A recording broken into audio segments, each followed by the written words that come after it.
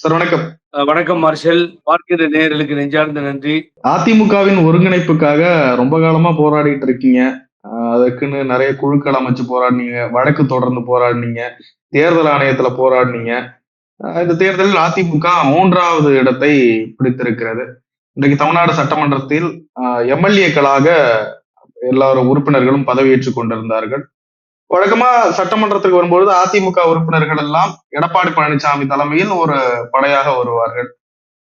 இன்னைக்கு பாத்தீங்கன்னா எடப்பாடி பழனிசாமி தலைமையில் ஒரு சிறு எண்ணிக்கையிலான எம்எல்ஏக்களும், வேலுமணி அவர்களுடைய தலைமையில் ஒரு குறிப்பிட்ட எண்ணிக்கையிலான எம்எல்ஏக்களும் வந்து சட்டமன்றத்தில் பதவியேற்றிருக்கிறார்கள். எப்படி பாக்குறீங்க? ஏதோ கோபத்திலேயோ பல பேர் இப்ப என்ன பாராட்டி நிறைய கமெண்ட்ஸ் மாதிரி போட்டுட்டு இருக்காங்க. தொலைபேசியில தொடர்பு கொண்டு சொல்றாங்க. ஏன்னா நீங்கள் தொடர்ந்து பயணிக்கிறீங்க. இந்த பேட்டியெல்லாம் எடுத்து என்னோட உங்களது பயணம் தொடர்கிறது. அப்படிப்பட்ட பயணம் தொடர்கின்ற இந்த நிலையில் உங்களுக்கு நன்றாகவே தெரியும், நான் பழனிசாமி ஆரம்பத்திலிருந்தே எதிர்த்தவன். இந்த கட்சி விட்டு நீக்கிற காலத்திலிருந்து எதிர்த்தேன். அப்புறம் கட்சி நலன் கருதி ஒன்னா போனா அப்பயும் சரியா வரல, வெளியில வந்துட்டேன். பாட்டாளி மக்கள் கட்சியை நான் குறை கூறினேன். பாட்டாளி மக்கள் கட்சியினுடைய தலைவர் அன்புமணி ராமதாஸ் மிகவும் அசிங்கமாக பேசினார். டயர் நக்கி அது இது இவனுக்கு என்ன தெரியும், பினான்ஸை பத்தி இதெல்லாம் நம்ம கேட்டு கேட்டு சலிச்சு போச்சு. ரைட், இதெல்லாம் அவர் பேசினார். இந்த இவர்களை பேசும் பொழுது செய்தி தொடர்பாளராக கட்சியில் இருந்த நான் அதை ஏற்றுக்கொள்ளவில்லை. ஒரு ஸ்போக்ஸ் பர்சனா நான் அதை எதிர்ப்பு தெரிவித்தேன். தெரிவித்ததனுடைய விளைவு பயன் பழனிசாமியால் நீக்கப்பட்டேன். இவரும் தான் சைன் பண்ணார். ஓபிஎஸ் இபிஎஸ் சைன் பண்ணி அது தமிழ்நாடு பூரா ஒரு பெரிய பூகம்பம் மாதிரி ஒரு பிரச்சனை ஏற்படுத்தியது. கார்லயே கூட்டு போய் இவரும் சைன் பண்ணாருன்றது அன்னைக்குதான் அவருக்கு பெரிய கெட்ட பேர் வந்தது. ஓபிஎஸ் உண்மையை சொல்லணும்னா இவர் சைன் பண்ணதை யாரும் ஏத்துக்கல. அதையும் மறந்து அவரோட பயணித்தேன். இதெல்லாம் ஏன் சொல்ல வரேன்னு கேட்டீங்கன்னா, பழனிசாமி தகுதி இல்லாதவர். தவழ்ந்து சசிகலா காலை பிடித்து அதையே ஆப்சர்டிட்டியாக வைத்து நேரம் பார்த்து ஏமாந்த காலத்தில் ஏற்றம் கொண்டோன் புலிவேடம் போடுகின்றான் என்று சொல்லுவார்களே, அதுபோல புலிவேடம் போட்டு வந்தவன் அப்படிங்கிறது தான் புரட்சி கவியினுடைய பாடல் வரிகள். அதுபோல வந்தவர். ஆகவே இவர் இந்த தலைமைக்கு சரியாக வரமாட்டார். ஒண்ணு மார்ஷல் ஞாபகம் வச்சுக்கோங்க, நான் தேர்தலுக்கு முன்னாடியே கிட்டத்தட்ட 6 மாத காலமாக சொன்னேன், டெபாசிட் போயிடும். அதிமுக டெபாசிட்டை பல இடங்களில் இழந்துவிடும். டெபாசிட்டை காப்பாற்றிக் கொள்வதே பெரிய கடினமாக இருக்கும். பழனிசாமி தலைமை தொடர்ந்தால் என்று சொன்னேன். பாச்ச கிட்டத்தட்ட 100 இடங்கள் என்று சொல்லுகிறார்கள். டெபாசிட் போயிடுச்சு 100 இடங்களுக்கு மேல. எவ்வளவு கேவலம்! எப்படியெல்லாம் இருந்த கட்சி கொஞ்சம் இறங்கி, அண்ணா ஜல்லிக்கட்டுல புகழ்ந்து பேசுறாரு. யார? ஓபிஎஸ். வாங்க, தகராறு வேண்டாம். நீங்க வந்துதான் 11 எம்எல்ஏவை கூட்டு வந்து இந்த கட்சியை காப்பாத்துனீங்க. வாங்கண்ணா, நீங்க தாமா என்னை வந்து முதலமைச்சர் ஆக்குனீங்க. அதனால அது என்னைக்கு நான் மறக்க மாட்டோமா. ஆகவே நீங்க ஜெயிலுக்கு போயிட்டீங்க, வர முடியல. புகழேந்தி தான் அங்க லோக்கல் ஸ்டாண்டியா இருந்தாரு, எல்லாம் பார்த்தாரு. அவர்கிட்ட நான் வரேன்னு சொன்னா வர முடியாம போச்சு 2-3 தடவை. தவறாச்சு, நீங்க எனக்கு ஆலோசனை எல்லாம் சொல்லுங்க, நான் நடத்திட்டு போறேம்மா அப்படின்னு அந்த மகிட்ட ஒரு சமாதானமும், ஓபிஎஸ் ஒரு சமாதானமும், எங்களை போன்றவர்களிடத்துல எல்லாம் வழக்கு வழக்கு வழக்குன்னு சொன்னீங்க. நான் வழக்கு நடத்தி எவ்வளவு செலவு பண்ணி அமைஞ்சிருக்கிறோம். எவங்கிட்டையாவது காசு வாங்கியிருப்பேனா நான்? சொல்லுங்க மார்ஷல். உங்களுக்கு தெரியும் நல்லா என்னை பத்தி. பழகியவர் நீங்க. யாரிடமும் தலை வணங்காதவன் நான், தலை வணங்க தயாராக இல்லாதவனும் நான். அப்படிப்பட்ட போராட்டமாக எனது போராட்டம் நீடித்தது. இன்னும் பெண்டிங்கில் இருக்கு. அதுக்கு ஒரு எக்ஸ்பிளனேஷனை கொடுத்துட்டாங்க தேர்தல் ஆணையத்திலிருந்து. நேற்றோ முன்தினமோ வந்திருக்கு.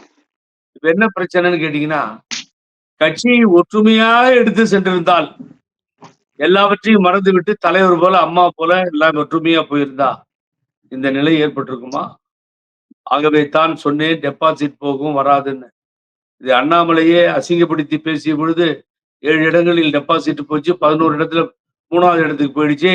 ஆனா வருங்காலத்தில் அதிமுக மிகவும் மோசமான நிலைமையை அடையும் என்றெல்லாம் பேசியதை பார்த்தோம். இப்படித்தானே முடிஞ்சிச்சு. இன்னைக்கு 2ஆ உடைஞ்சு போச்சு. அதே சி.வி. சண்முகம் எதையெல்லாம் பேசினாரோ, யாரையெல்லாம் எதிர்த்தாரோ, டிடிவி தினகரனை ஊத்தி கொடுக்கறது தான் அந்த குடும்பத்துக்கு வேலைன்னு இதே போல அவரோட ஸ்டைல்ல பேசி அது ஒரு தகராறாச்சு. ஏற்றுக்கொள்ள மாட்டோம்னு தீர்மானத்தை நிறைவேற்றினாங்க. ஆனா அதே டிடிவி தினகரனோட போய் சேர்றாரு. பாலிசி அவருக்கு ஒரு பாலிசி இல்ல, கொள்கை இல்ல. ஒருவரை சேர்த்துக்கிறோம், இன்னொருத்தரை சேர்த்துக்காம போறோமேன்னு சொல்லி. ஆகவே மக்கள் ரசிக்கவில்லை. போற இடத்தெல்லாம் கத்துறது, ஊன்றது. பாலிடாயில் குடிச்சப்பே நீ செத்து போயிருக்கணும். கொரோனா வந்தப்பயே முதல்வர் செத்து போயிருக்கணும். அதிகாரிகள் எல்லாம் பாத்துக்கிறேன் ஆட்சிக்கு வந்தது எவனையும் விடமாட்டேன் நானு. என்ன மார்ஷல்? ஒரு இதெல்லாம் தேர்தல் அறிக்கையா? தேர்தல் அறிக்கையை பத்தி பேசுறது உண்டா என்னைக்காவது? போய் கண்ணா அப்படின்னான்னு திட்டுறது. ஒரு முன்னாள் முதல்வர் இல்ல, கடைசியா விஜய் கிட்ட வந்தார். விஜய் கதையை முடிச்சிட்டார். அவர் கடைசி ஒய்எம்சிஏ மைதானத்தில் சொன்னார், தொகுதி விட்டு நீ வெளியே வர முடியுமா? அந்த வேற எங்கேயாவது நிக்கிறதுக்கு உனக்கு யோகியம் இருக்கான்னு கேட்டார் விஜய், இந்த நாட்டினுடைய முதலமைச்சர். பதில் சொன்னாரா இவரு?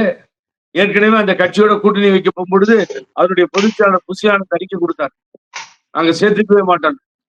அதுக்கு பின்னாடி இன்னொரு தடவையும் கட்சியில நிர்வாகி சொன்னாங்க, எங்களுக்கும் ஏடிபிக்கும் தொடர்பு இல்லை.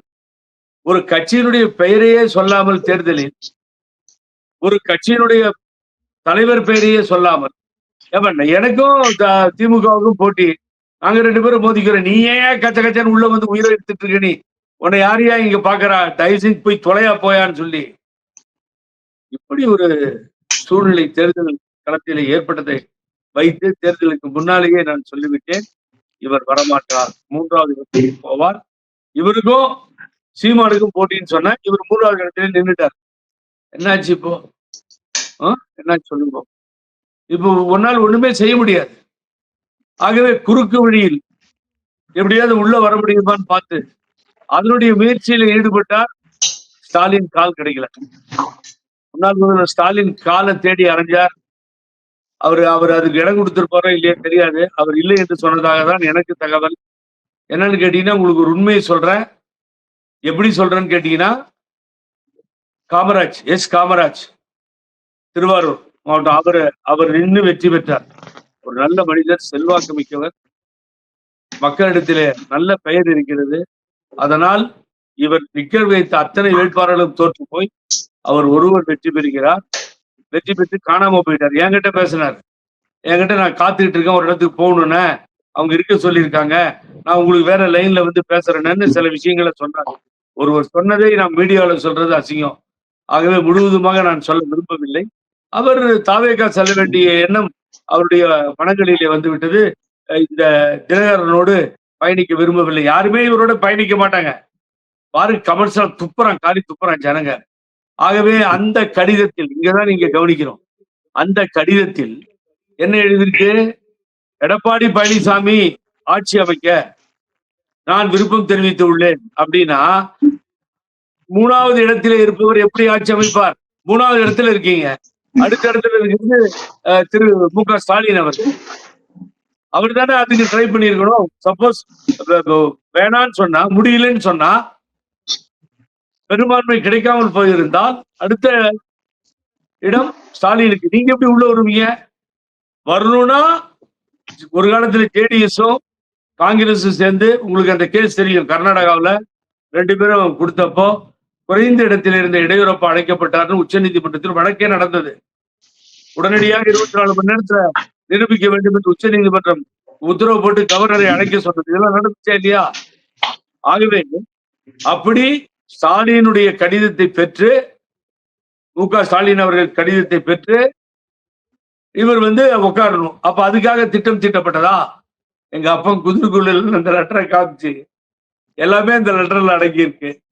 ஆகவே நீ ஏன் போற? உன்னை மக்கள் புறக்கணிச்சு 3வது இடத்துக்கு அனுப்பிச்சிட்டாங்க.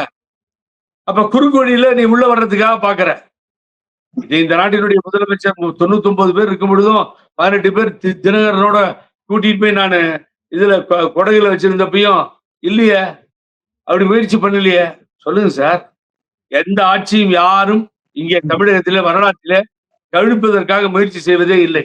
அந்த நாகரிகமற்ற செயலை செய்து எப்படியாவது ஆட்சிக்கு வர வேண்டும்னு மறுபடியும் முயற்சிக்கின்ற இந்த ஈன புத்தி இந்த பழனிசாமியை விட்டால் வேற யாருக்கும் வராது. ஆகவே இந்த கனவு பலிக்கவில்லை. இன்னைக்கு பாருங்க, நீங்க அசம்பிளியில உள்ள வராரு, வந்து விஷ் பண்ணா அவர் கவனிக்கிற முதலமைச்சர் திருப்பி வணக்கமே சொல்லல பழனிசாமி. ஓபிஎஸ் கூட சொன்னாருன்னு நினைக்கிறேன், நான் பார்த்தவரே அதுதான். ஆகவே நாடு ம். மதிக்காது, மக்கள் மதிக்காது, தொண்டர்கள் மதிக்க மாட்டார்கள். தோல்விகள் தொடர்கிறது. கட்சியினுடைய நிர்வாகிகள் அடுத்த கட்ட தலைவர்கள் ஏற்றுக்கொள்ள மாட்டார்கள். போயா வெளியிலன்றாங்க. நீ வேண்டியதில்லைன்னு 37 எம்எல்ஏ எல்லோரும் ஒன்று கூடி விட்டார்கள். 10 பேர் நிலை என்னன்னு தெரியல எனக்கு. இது வரைக்கும் வந்த செய்தி அப்படிதான். இறங்கு கீழன்றாங்க நீங்க. போதும். உன்னால முடியாது. உலகமே தெரியும். உனக்காக யாரும் ஓட்டு போட மாட்டாங்க. இதனால கட்சி தோக்குது. ஆகவே நீ வெளியேறலாம்னு சொல்லி சி.வி. சண்முகம் முயற்சி எடுத்து அதுல வேலுமணியை தலைவராக ஏற்றுக்கொள்ள வேண்டும் சொல்லியிருக்காங்க. இல்ல இது சட்டமன்ற கட்சியில அந்த மட்டும்தானா? சட்டமன்ற நடவடிக்கைகள் மட்டும்தானா? இல்ல கட்சியில பொதுச் செயலாளர் பதவிக்கும் ஆபத்து இருக்கா எடப்பாடி பழனிசாமி அவர்களுக்கு? பொதுச் செயலாளர் நீக்கணும். பொதுச் செயலாளரை பொது ஒருங்கிணைப்பாளர், இணை ஒருங்கிணைப்பாளர்னு பேரை வச்சுக்கிட்டு அம்மா தான் நிரந்தர பொதுச் செயலாளர்னு சொல்லி முடிவு பண்ணி எவ்வளவு வேதனையா இருக்கும் நீங்க நினைச்சு பாருங்க. திரும்ப நான் தான் பொதுச் செயலாளர்னு சொன்னியே, அன்னைக்கே மக்கள் உன்னை வெறுத்திருப்பாங்கல்ல. தொண்டர்கள் ஒத்துக்கிட்டு இருக்க மாட்டாங்கல்ல. அந்த விஷயம்தான் திரும்பி ஒருங்கிணைப்பாளராச்சு, இணை ஒருங்கிணைப்பாளராச்சு. அந்த ஒருங்கிணைப்பாளர் அந்த ஸ்டேஜுக்கு வந்தா பாட்டில் அடிச்சிங்க. இப்ப ஒருங்கிணைப்பாளரும் போயிட்டாரு, திமுகவுக்கு போயிட்டாரு. யார் வேணாலும் திமுகவுக்கு போகட்டும், எனக்கு ஒண்ணும் இல்லை. இப்ப நான் கூட ஆதரவு தெரிவிச்சேன். அப்புறம் ஆதரவோட நிறுத்திட்டேன், வேற கட்சி ஆரம்பிச்சேன். அம்மா படத்தை கழட்டினாரு மார்ஷலர் ஓபிஎஸ். அம்மா படத்தை கழட்டினார். பெரம்பூர்ல ஒரு நண்பர் எனது மகன் கேட்கிறாள், அம்மா படத்தை ரோட்ல தூக்கி போட போறீங்களான்னு கேட்கறாங்க. அரசியலே வேணாங்க அப்படின்ட்டு போயிட்டார். 3 முறை முதலமைச்சர், அம்மாவிற்கு அடுத்த இடத்தில் இருந்தவர். எவ்வளவு அழகு பார்த்திருப்பார்கள். விசுவாசத்தினுடைய மறுபெயர் ஓபிஎஸ் சொன்னார். அந்த விசுவாசம் தலைகீழாக மாறியது. தரங்கெட்ட செயலாக எப்படியாவது ஒரு பதவிக்கு வர வேண்டும் என்கின்ற ஒரு அறிவற்ற ஒரு முடிவால் அவர் அதுக்கு துடிக்கிறார். வீட்டுல இருந்திருக்கலாம். நீங்க நில போல ஆதரவு கொடுத்துட்டு வெளியில போயிருக்கலாம். உங்க பையன் எந்த முடிவு வேணாலும் எடுக்கலாம்னு சொல்லியிருக்கிறார். ஆனால் கண்முன்னே முடிய கழட்டி அம்மா படத்தை கழட்டினது ஜெயிச்சிருக்கலாம். ஆனா மக்கள் மனதிலே உங்க மேல இருந்த எண்ணங்கள் என்ன இருக்குன்றதை பாருங்க. ஆகவேத்தான் ஒரு கட்சி ஆரம்பிச்சு அது மூலியமாக நான் ஆதரவு கொடுத்துட்டு எடுத்து வச்சேன்.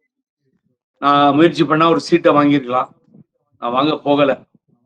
ஏனென்றால் எனக்கு என்டிஏ வரக்கூடாது, பிஜேபி வரக்கூடாது என்ற ஒரே உணர்வு தான்.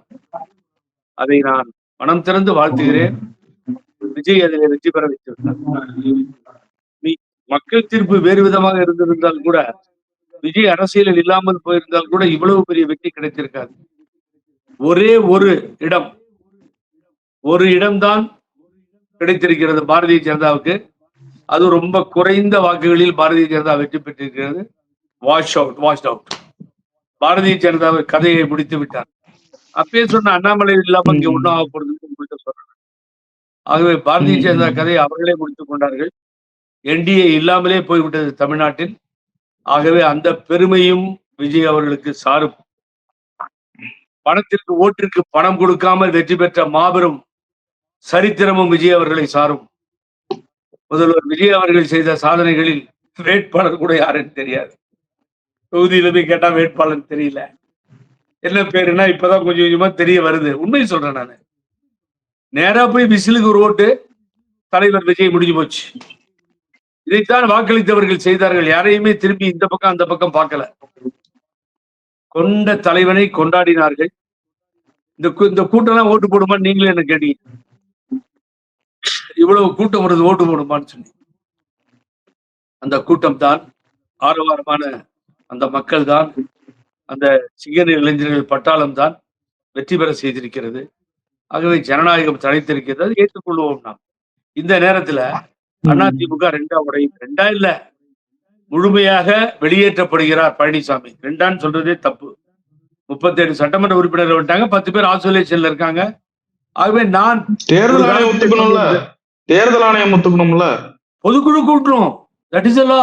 தேர்தல் ஆணையம் என்ன இவர் பொதுச் செயலாளர் ஏத்துக்கலன்னு ஆரம்பத்திலிருந்து இது வரைக்கும் சொல்லிட்டு இருக்கேன். ஏன்னா சிவில் டிஸ்பியூட் கேஸ் பெண்டிங் இருக்கு. ஆனாலும் அந்த தேர்தல் ஆணையம் இந்த ரெட்டையிலையை கொடுத்துட்டு அதுக்கு எவ்வளவு ஃபைட் பண்ணு. யார்கிட்டயுமே ஒரு நல்ல, அதாவது ஒரு சின்ன எக்ஸாம்பிள் சொல்றேன். சூரியமூர்த்தின்னு, என்ன விடுங்க சார், நான் என்னுடைய வாழ்நாளே போராட்டம் போச்சு. நான் எல்லாத்தையும் நான் பார்ப்பேன் சார், என்னால முடியும், சமாளிக்க முடியும், எதையும் எதிர்கொள்ள முடியும். எனது உடம்பில் வலு இருக்கின்ற வரை, உயிர் இருக்கின்ற வரை நான் கொண்ட கொள்கையில் இருந்து மாற மாட்டேன். அந்த பெரியார் பேரறிஞர் அண்ணா, புரட்சி தலைவர் எம்ஜிஆர், அம்மா என்ற வழியிலிருந்து புகழேந்தி என்றும் நிற்பேன். இன்றைய தினம் இங்கே தளபதி விஜய் முதல்வர் அவர்களை பாராட்டுகிறேன். இது நம்ம எடுக்கிற முடிவு இது. இல்ல எனக்கு மாற்று கருத்தே கிடையாது. ஏன்னா முதல்வர் வந்து என்கிட்ட பேசும்போது அவ்வளவு அன்பா பழகினார் முதல்வர் ஸ்டாலின் அவர். அதையும் நான் மறக்க இயலாது. ஒரு பண்பாளராக இவ்வளவு அன்பாக பேசினார். அதனால அவரை தூக்கி எறிந்து பேசுவதற்கும் நான் தயாராக இல்லை. ஒண்ணு நான் அதை மனசுல வச்சுக்கிறேன். Very important. ஆனா இங்க என்ன நடக்குதுன்னு கேட்டீங்கன்னா, ஒரு காலத்தில் துரத்தப்படுவாய், அதிமுகவிலிருந்து விரட்டி அடிக்கப் போகிறார்கள். ஒற்றுமை இல்லாமல் செய்து எல்லோரையும் பிரித்தாலும் சூழ்ச்சியிலே இறங்கி இனி வெற்றி காண போவதில்லை. பழனிசாமி தொண்டர்கள் துரத்தி அடிப்பார்கள் என்று சொன்னது புகழேந்தி. 7 வருஷமா போராடி இன்றைய தினம் எனக்கு கிடைத்திருக்கின்ற ஒரு மாபெரும் வெற்றி அனைவரும் பாராட்டுகிறார்கள். இனி யாரும் ஏற்றுக்க மாட்டாங்க. கட்சியில் இருக்கின்ற சட்டமன்ற உறுப்பினர்கள் ஏற்றுக்கொள்ள மாட்டார்கள். கேவலமா வந்து நிக்கிறாரு அசம்பிளியில. இதே அசம்பிளியில தானே ஓபிஎஸ் கேவலப்படுத்தினீங்க. உதயகுமாருக்கு துணைத் தலைவர் வாங்குவதற்காக இதே அரசு மாறி பேசிச்சில் இந்த சபாநாயகர் அப்பாவு அவர்கள் ஏங்க உயிரெடுக்கிறீங்க, அப்படி ஒரு பதவியே இல்லைங்கன்னு சொல்லி ஆர்கி பண்ணவர், சட்டத்துல இடம் இல்லைன்னு சொன்னவர். அதே அப்பாவை முதல்வர் சொன்னார்னு சொல்லி ஓபிஎஸ் 2வது பின்னணி லைனுக்கு போய் உட்கார வச்சது சட்டமன்றத்தில் இந்த நிகழ்வு நடந்தது இல்ல. இது பழனிசாமி பண்ணாரு இல்ல. ஆகவே எதை செய்தாரோ அதை அனுபவிக்கிறார். எவ்வளவு நீங்க நினைச்சு பாருங்க. மண்வெட்டி கையில் எடுப்பார், மற்றவருக்கு குடிபெரிப்பார், அது தன் பக்கம் பார்த்து நிற்கும் என்பதை தாமறிய மறந்திருப்பார் தலைவர். 4 வரிகள் வரை யாருமே எழுதவே முடியாது. என்ன உனக்கும் எங்களுக்கு எல்லாம் என்ன வாக்கியா வரப்பு சண்டையா, இல்ல சொத்து தகராறா, நீ அடித்த கொள்ளையில இருந்து பணம் கேட்கிறோமா? நீங்க நினைச்சு பாருங்க. ஆகவே ஒரு கட்சி, அந்த கட்சி நல்லபடியா இருக்கணும். எனக்கு பின்னாலும் 100 ஆண்டு காலம் வாழும். அம்மா பாடி வீடுகளில் யுத்த களத்தில் உருவாக்கப்பட்ட இயக்கம், தனது ரத்தத்தை சிந்தி வளர்த்த இயக்கம் புரட்சி தலைவர் எம்ஜிஆர் அவர்களா. அப்படிப்பட்ட இயக்கம் காணாமலே போகிறது என்று சொன்னால் பீனிக்ஸ் பறவை போல எழுச்சி வருவாராம். எத்தனை நாளைக்கா இந்த கதையை ஊத்தோனி? பீனிக்ஸ் பறவை காக்கா மாதிரி கூட ஒன்னால வர முடியாது. என்ன தெரியும் உனக்கு முதல்ல சொல்லு. அன்புமணி ராமதாஸ் சொன்ன மாதிரி, ஏன்னா அன்புமணி ராமதாஸால ஓட்டு வேணும் எடப்பாடியில. தூக்கி அப்பா வீட்டு சொத்து மாதிரி ராஜ்யசபா சீட்டை அதிமுக வேற யாரும் இல்லையா? அனாதை கட்சியா இது? ஒரு தடவை தூக்கி வாசனுக்கு கொடுக்கணும், அன்புமணி ராமதாஸ் கொடுக்கணும். 5 வருஷத்துல முனுசாமி வேஸ்ட் பண்றது, அது ஆட்சி மன்ற குழுன்னு ஒண்ணு இல்லாமலே போயிடுச்சு இந்த கட்சியில. ஆகவே நீங்க கேட்ட கேள்விகள் மிக சரியானது. இனிதான் ஆரம்பம் பழனிசாமிக்கு. இனி நேற்றைய ஸ்பீச்சில் வந்து இந்த நாட்டினுடைய முதலமைச்சர் மிக தெளிவா சொல்லியிருக்கார், விடமாட்டோம் யாரையும், தவறு செய்தவர்களை விடவும் மாட்டோம், என் கூட இருந்து ஊழல் செய்யணும்னா இங்க இருக்காத வெளியில போன்ற மாதிரி பேசிட்டார். ஆகவே இப்படி ஒளிஞ்சி மறைஞ்சி போய் யாரையும் நான் பார்க்க விரும்ப மாட்டேன், டிரான்ஸ்பரன்சியா இருப்பேன். நான் விட மாட்டேன். இப்ப அவர்கிட்ட நீட்டா எடுத்து வச்சு கொடநாடு கொலை வழக்கை வெளியிலே கொண்டு வருவேன். ஊழல் செய்துவிட்டு ஒளிந்திருக்கின்ற அதிமுக அமைச்சர்கள் விஜய் ஆட்சியில தப்ப முடியாது, இந்த தலைவர் ஆட்சியில தப்ப முடியாது. நடக்கத்தான் போகிறது. அது நடக்குதா இல்லையான்னு பாருங்க. நீங்க விடமாட்டோம். நாங்க நண்பர்கள் தானே போயிருக்காங்க அங்க. ஆகவே அது எப்படி கொண்டு போகணும்? இத்தனை நாள் ஸ்டாலின் முதலமைச்சர், முன்னாள் முதல்வர் ஸ்டாலினை கால பிடிச்சி இதெல்லாம் மறைச்சு வச்சிருந்தாங்க. இனி ஜெயிலுக்கு போவது உறுதி, எவனாலும் காப்பாற்ற முடியாது, அந்த நிலைமை ஏற்படும். அப்புறம் ஒரு கேள்வி கேட்டீங்க, பொதுக்குழுதான் முடிவெடுக்கணும். பொதுக்குழு கூட்டி எந்த சசிகலாவுக்கு இந்த எடப்பாடி துரோகம் பண்ணாரோ, எந்த ஓபிஎஸ்க்கு இந்த எடப்பாடி துரோகம் பண்ணாரோ, அதே காலகட்டம் திரும்பி வருகிறது. இதே பழனிசாமி பொதுக்குழுல இருந்து நீக்கி வெளியிலே தூக்கி என்ற காட்சியை நீங்களும் நானும் பார்க்க போகிறோம். அதை தொண்டர்கள் வரவேற்பார்கள், நிர்வாகிகள் ஒப்புக்கொள்வார்கள். மக்கள் நல்ல முடிவு எடுத்திருக்காங்கப்பான்னு சொல்லி ஒற்றுமை என்ற ஒன்றை கடைபிடித்திருந்தால் இன்றைய தினம் இதெல்லாம் நடந்திருக்காது. மார்ஷல் நிறைவா என்னதான் சார் நடக்க போகுது அதிமுகவுல? ஏன்னா நெடுங்காலமா ஒரு பிரச்சனை நடந்துகிட்டே இருந்தது, இன்னமும் அடுத்த கட்ட பலவை நோக்கியும் போகுது. மீண்டும் வெற்றி பாதைக்கு எப்படி திரும்ப போகுது அதிமுக? இல்ல என்னதான் நடக்க போகுது அடுத்த கட்டமா? இந்த தோல்வி அதிமுக சந்திக்கும் என்று சொன்னேன். எடப்பாடி பழனிசாமி விரட்டி அடிக்கப்படுவார் என்று சொன்னேன். 3வதாக என்ன நடக்கப் போகிறது என்று கேட்கிறீர்கள். அன்றைய தினமே பதிவு செய்து வைத்திருக்கிறேன், நான் அனுப்புற வேணா போட்டுக்கோங்க. நான் சொன்னதெல்லாம் என்கிட்ட ரெக்கார்டு பூர்வமா இருக்கு.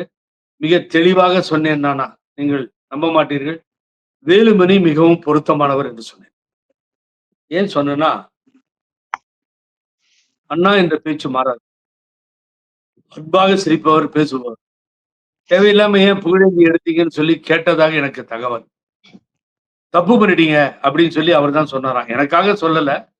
எல்லோரையும் அரவணைத்து செல்லக்கூடிய ஒரு ஆளுமை படைத்தவர். நான் அவருடைய அமைச்சரா இருக்கும்போது அவருடைய வீட்டுல மாத்திரம் ஏகப்பட்ட கூட்டம் இருக்கும். எந்த அமைச்சர் வீட்லயும் அவ்வளவு கூட்டம் இருக்காது. ஆகவே வருபவர்களுக்கு என்ன பிரச்சனை ஏதுன்னு கேட்டு அதை செய்யக்கூடிய ஒரு திறமை வாய்ந்த ஒரு அமைச்சராகத்தான் அம்மா அமைச்சரவையிலே அவரை பார்க்க முடிந்தது. அவரை தவறான வழியிலே நடத்தி அந்த உள்ளாட்சி தேர்தலை நடத்தாமல் தமிழகத்திலே கிட்டத்தட்ட 10,000 பதவிகளை கொடுத்து அதன் மூலம் அனுபவித்தவர் தான் எடப்பாடி பழனிசாமி. எது எப்படி போனாலும் பரவாயில்லை. அடுத்த கட்ட நகர்விலே வேலுமணி அவர்களை கழகம் வேலுமணி அவர்களை இல்லை வேலுமணி போன்ற நல்ல மனிதர்களை எடப்பாடியை தூக்கி எறிந்துவிட்டு அந்த இடத்திற்கு கொண்டு வர வேண்டும். எனக்கு ஒன்றும் சிவிஎஸ் மேல தனிப்பட்ட தகராறு கிடையாது. அவர் பேசும்போது கடுமையா பேசுவார், நானும் அது மாதிரி பேசுவேன். ஆனா சிவி சண்முகத்தை பெறுவது கோபம் வரும், என்னை விட அதிகமா கோபம் வரும். ஆகவே கோபம் இருக்கவங்க அதை மேனேஜ் பண்ணி கொண்டு போகணும்.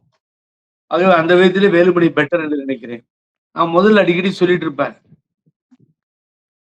கொங்கு நாடு 2 பொம்மைகள் செய்தது தான் விளையாட, அவை இரண்டும் சேர்ந்து ஒரு பொம்மையை செய்தது தாம் விளையாட. வேலுமணியும் தங்கமணியும் சேர்ந்து செய்த பொம்மை தான் இந்த பொம்மை. இந்த பொம்மை தேவையில்லை என்று தூக்கி எறிய இருவரும் தயாராகி விட்டார்கள். கொங்கு நாடு தோல்வியிலே வெற்றி 100% வெற்றியிலே இருந்த கொங்கு மண்டலம் இன்றைய தினம் தோல்வியிலே அழுது கொண்டிருப்பதை பார்க்கிறோம். அதற்கு மாற்றம் வேலுமணியாக இருக்கட்டும். எனது வாழ்த்துக்கள், நன்றி. எனது ஒரே எண்ணம், பழனிசாமி அரசியலிருந்து அப்புறப்படுத்த வேண்டும் என்பது. அது நடக்கும், அதை பார்க்கத்தான் போகிறீர்கள். அதிமுக மீண்டும் உயிர் பெறட்டும், வளரட்டும். மக்களிடத்திலே அம்மா சொன்னது போல 100 ஆண்டு ஆட்சி கட்டிலே மாத்திரமல்ல, மக்களிடத்திலே இந்த கட்சி தலை தூங்கி வளர வேண்டும் என்பதுதான் இந்த தொண்டனின் விருப்பம். நான் பார்க்கின்ற நேயர்களுக்கு நெஞ்சார்ந்த நன்றி. நன்றி, வணக்கம். Thank you sir.